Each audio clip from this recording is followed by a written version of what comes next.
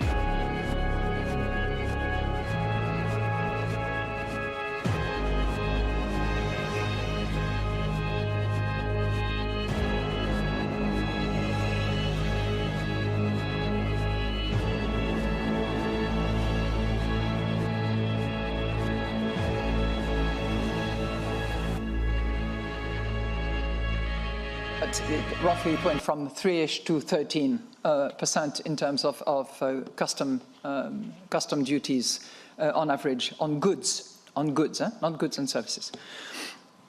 So that's what we face now. But we also have the prospect of something that could be far more impactful, number one. Number two, there is a series of potential responses on the part of the Commission. We know one or two or three of them, depending on the tactic that is adopted. I think the most obvious one, which has been commented and actually put on the table, is the 0 for 0 tariff offer that has been made. So that's number one. Number two, there will likely be, and that really falls in the category of our risk assessment, there will be some redirection, rerouting of goods that will be supplied by markets that are subject to much higher tariffs, even as we speak now, and possibly other destinations from which those goods could be rerouted to Europe. And third, there are other policies that are also in play and being discussed, including in particular in Germany. So fiscal policies that would see significant investments, significant fiscal impulse that would be given. So you have a combination of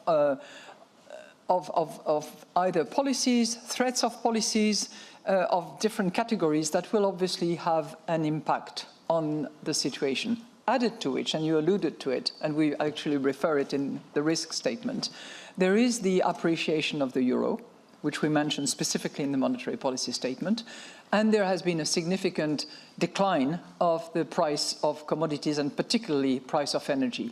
So you have to combine all that, anticipate that there will be development which will lead me to not actually give you a specific quantification of the impact. Suffice to say that there will be a negative impact on growth, possibly. And as I said, the impact on inflation and the net impact on inflation is less than clear at this point in time. So there is so much ongoing that some of which will probably settle a bit by our June meeting. But given that the 90 days will only elapse around the 9th of July and then the 14th of July, Bastille Day, we will know more on that front. And on the fiscal front, clearly the incoming of new governments in various countries, including in Germany, will also take us to a more clarification on exactly where the situation will evolve. But we will, as I said earlier, there is no better time to be data dependent. There's no better time to rely on very strong and solid analysis by all our staff. And I'm glad that June is going to be a combined exercise of the ECB and the national central banks, who will be confronting their respective viewpoint and analysis to arrive at something that will be really consolidated around our three key analytical underpinning, which are inflation outlook, underlying inflation, and transmission. Now, you asked me about the Fed. Let me just say very squarely that I have a lot of respect for my esteemed colleague and friend, Jay Powell. We have a steady, solid relationship amongst central bankers. I think that that relationship is decisive in order to have a solid financial infrastructure on which to make sure that there is financial stability. We have demonstrated in the past that we could actually operate on that basis of consultation and understanding of the financial risk, and we will continue doing so in an undeterred and unchanged manner, I'm sure. Thank you. The next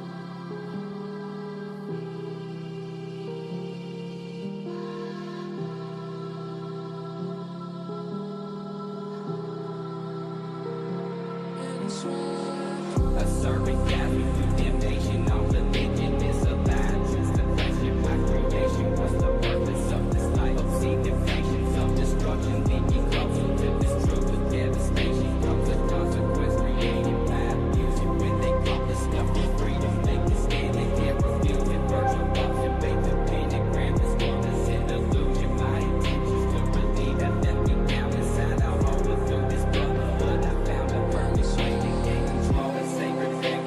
Perception, burn the big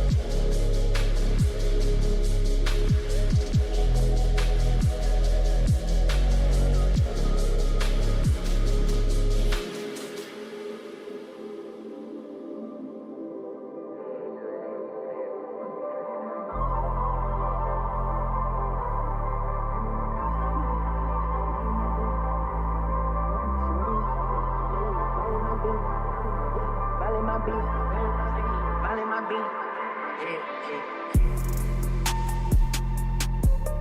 Minding my beat, minding my beat, minding my beat, minding my beat, minding my beat, minding my beat, minding my beat.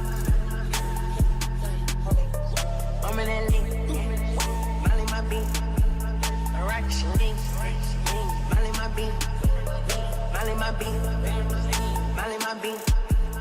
I'm in the league, on the drink, on the lean, on the drink, yeah, on the safe, on the cool, yeah, out the spade, what you gonna do?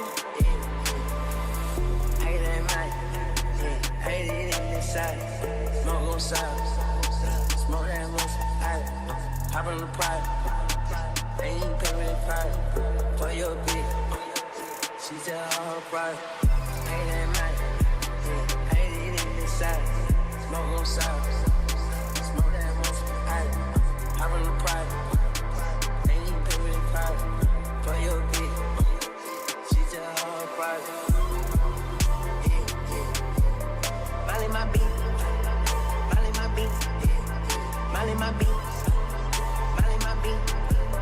Molly my beat, Molly my beat, Molly my beat. I'm in that league, Molly my beat, action league, Molly my beat, Molly my beat, Molly my beat.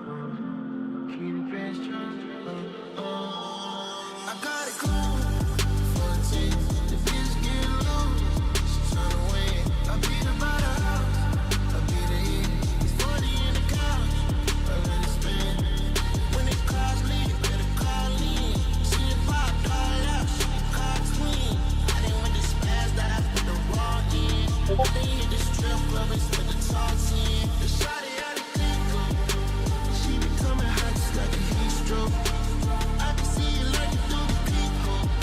Stacking different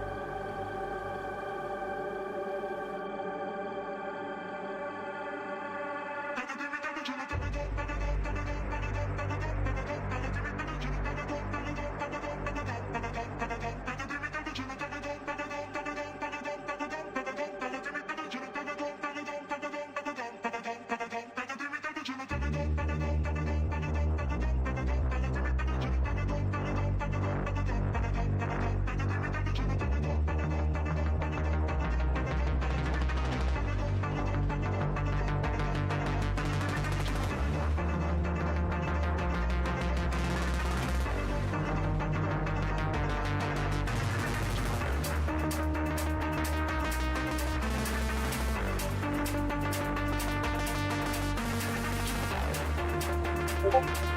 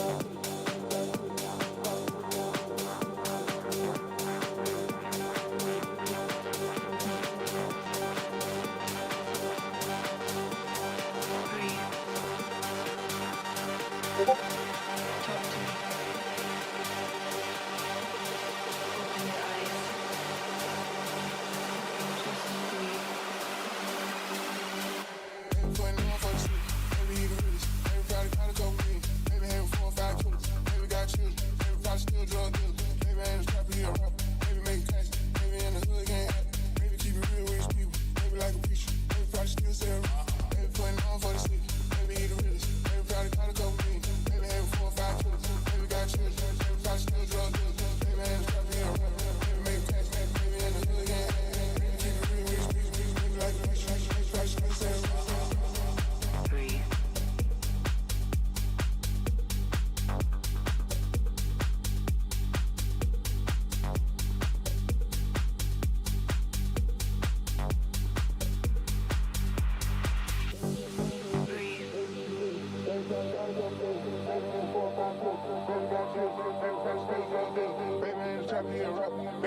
tax, maybe in the hood getting at, maybe keep it real with these people, maybe like a preacher, maybe probably still selling youth, maybe putting on for the city, maybe he the realest, maybe probably got a couple million, maybe having 4 or 5 kids, maybe got children, maybe probably still drug dealing, maybe ain't trying to get a rap, maybe make tax, maybe in the hood getting at, maybe keep it real with these people, maybe like a preacher, maybe probably still selling youth, maybe putting on for the city, maybe he the realest, maybe probably got a couple million, maybe having 4 or 5 kids, maybe got children, maybe probably still drug dealing, maybe ain't trying to get a rap, maybe make tax, maybe in the hood getting at, maybe keep it real with these people, maybe like a preacher, maybe probably still selling youth, maybe putting on for the city, maybe he the realest, maybe probably got a couple million, maybe having 4 or 5 kids, maybe got children, maybe probably still drug dealing, maybe ain't trying to get a rap, maybe make tax, maybe in the hood getting at, maybe keep it real with these people, maybe like a preacher, maybe probably still selling youth, maybe putting on for the city, maybe he the realest, maybe probably got a couple million, maybe having 4 or 5 kids, maybe got children, maybe probably still drug dealing, maybe ain't trying to get a rap, maybe make tax, maybe in the hood getting at, maybe keep it real with these people, maybe like a preacher, maybe probably still selling youth.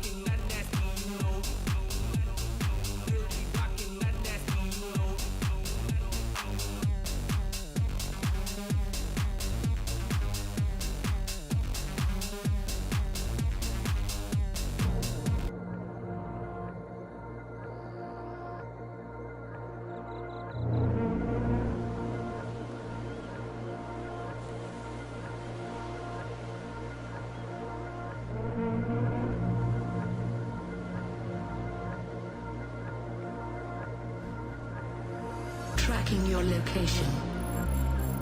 Analyzing biometrics. Blending materials. Can always be thinner. Customize.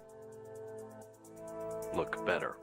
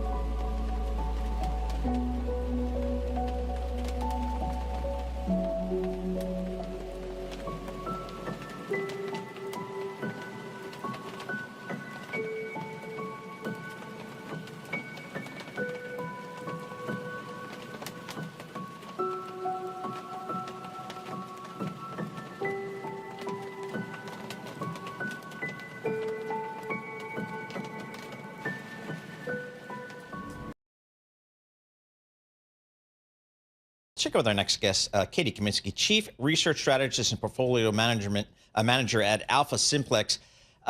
Katie, I'd love to just get your views, how you've digested the last several weeks in these markets, the volatility, the sell-off in equities, the movement in the bond market, the weakness in the dollar. How have you kind of recalibrated your outlook, if you have, going forward? Yeah, we've seen a seismic shift in terms of where signals have moved. We just have to acknowledge that, going into this, positioning of trends was very different.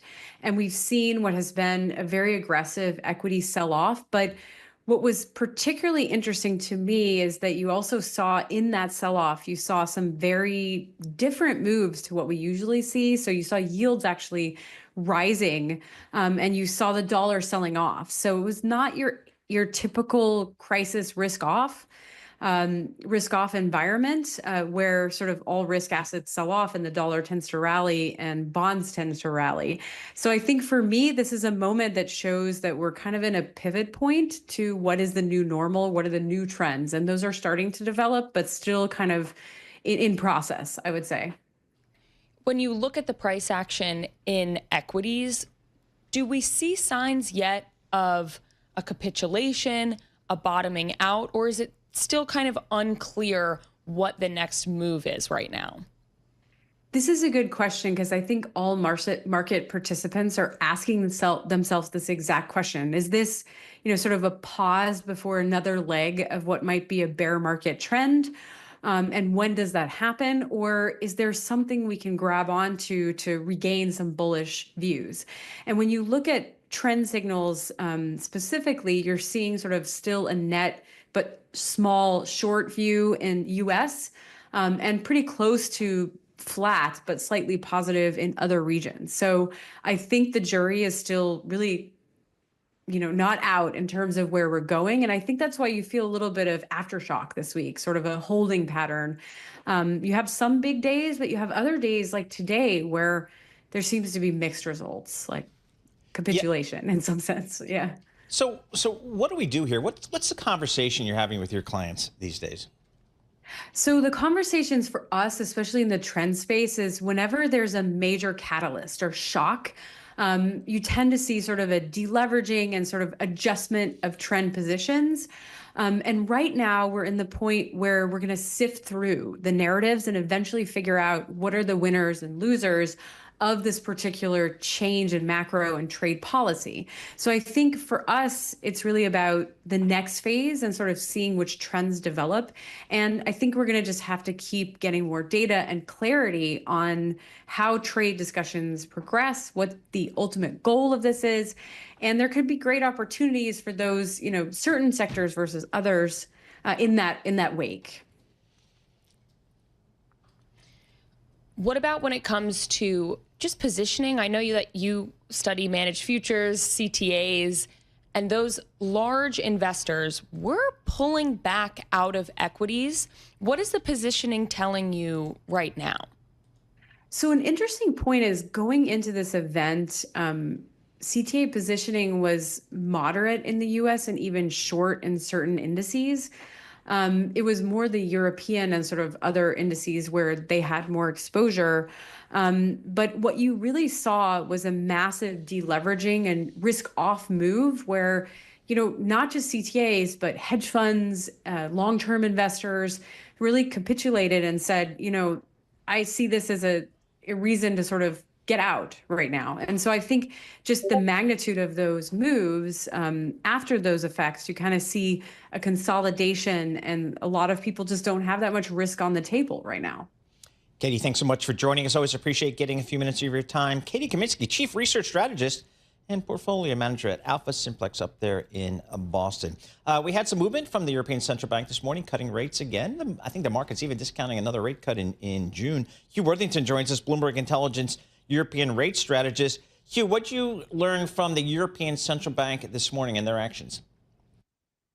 Yeah, so we had on the face of it, they came out with their statement just about an hour or so ago, saying that they'd actually removed the idea that after today's rate cut, that rates were still restrictive, which is initially seen by some as being a little bit on the hawkish side, but actually the actual press statement and then the press conference itself very much focused on this whole idea of the huge amount of uncertainty that everybody's facing, particularly in the face of Trump tariffs. And you've got to remember, the eurozone runs about a 200 billion euro trade surplus with America, and the focus was very much on they just have no idea what's going on. They didn't feel they'd have a strong idea what was going on anymore by the June meeting, and as a result, as you say, now we've actually got ourselves to a point where.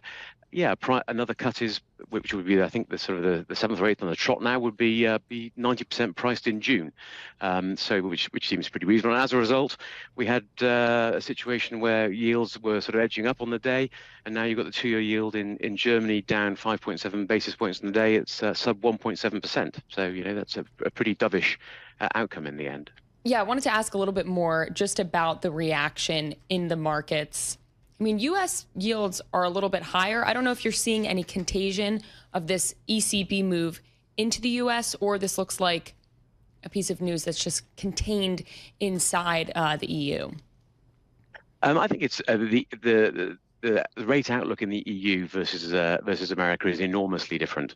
America obviously faces something possibly of a self-inflicted short-term inflation shock, but in Europe, I think the outlook is very different indeed. If anything, we're actually looking at inflation for last month came out around 2.2%, which is very close to their target of 2%. But if anything, things like energy prices, where they struck expectations for forecasts for inflation later in the year, are now much lower than they were, both in terms of oil and in terms of things like gas prices. And if anything, the ECB is probably facing more of a deflation concern and undershooting their inflation targets later in the year, rather than what looks like possibly a very different situation in America. So we're looking at very different markets. Currently, and very different rate outlooks as a result. All right, red headline just crossing the Bloomberg terminal right now. Philadelphia Fed names Chicago Fed's Anna Paulson as president. So a new president of the Philadelphia Fed. We'll have some more reporting on that in just a moment. Hugh, how concerned are the folks in Europe about this tariff policy coming out of the U.S.? The person on the street, and you're sitting in the pub tonight. Sitting in the pub tonight, maybe the sort of people I go to the pub with, there's a lot of concern, but generally in London, I would say people are probably looking at the moment. The headlines today more about that they think that a trade deal with the UK is possibly 2 or 3 weeks away. I think a trade deal with Europe, though, is going to be a lot more difficult, because as I say, the trade with the UK is more or less in balance. But the problem you've got is in Europe is they run a 200 billion euro trade surplus with America. 100 billion of that is in Germany alone. So it is, I think, people are much more concerned probably in Europe as to in the capriciousness of Donald Trump with those sorts of numbers that you look around as to how easy it would be probably to find a deal. And they definitely feel like that at the ECB. As I say, they've made it very clear at the meeting today that come the next early June meeting, they don't feel like they're going to be in any way better in any way, shape or form as to exactly where tariffs are going to be and what's going to hit them. So what would get in the way of that final cut in June? I don't think a great deal, to be perfectly honest. I mean, I can't see, a few weeks ago, everybody was focused on where do you think the neutral rate is going to be in Europe? And they were saying, somewhere between 1.75 and 2.25%. And the tone today's meeting was just one of complete uncertainty. You might as well sort of tear up the idea of where neutral rates could possibly be. People are adjusting their rate expectations down. I think you're probably looking at, as I say, at the moment, the market's pricing a rate of around 1.75% by year end, but they're also pricing about a 75% chance that could come down to 1.5%. And I think that seems, certainly, almost, well, it's our expectation, and I think that's where we are going to end up with rates, markets going to be pricing, by come that June meeting, I'd have thought. A couple of weeks ago, we were talking about Germany and some other European countries reinflating their economies with fiscal stimulus, infrastructure, defense. Is that still a story that you talk to clients about? Oh yeah, 100%. You know that there is a lot of fiscal splurge going to be coming, particularly in Germany, but it's going to take an awfully long time to put that together. That's not going to be a story really fully for this year, probably not even next year. You know, it's going to be something which is going to take years and years and years. Now that may well